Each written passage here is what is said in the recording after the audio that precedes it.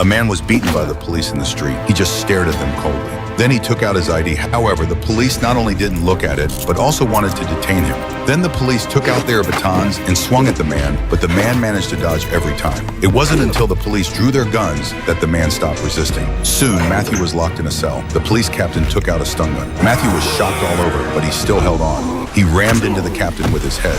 Just then, a police officer rushed in and stopped him. Because the chief had checked Matthew's ID and learned that he was a veteran, he immediately ordered Matthew to be released. However, just as Matthew left the office, a girl walked in. Matthew found that he had left his radio behind, so he went back to the office and saw the police chief about to bully the girl. The chief ordered Matthew to leave. However, seeing the girl looking scared as a soldier, he finally decided not to tolerate it anymore. When the chief approached him, Matthew knocked the chief unconscious. Then he picked up an ashtray, unplugged the phone line, and walked out of the office with the girl. A police officer was about to enter the chief's room. Matthew took out the ashtray and knocked him unconscious before the officer could react. Then he wrapped the phone line around his hand and walked into the hall.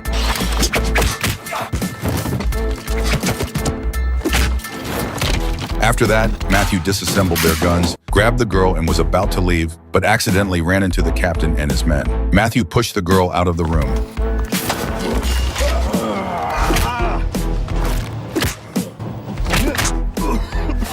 Matthew knocked down the three of them, then took out the bullets from the pistol and walked out. Another police officer came outside. He took out his baton. Matthew protected the girl behind him. The officer rushed forward.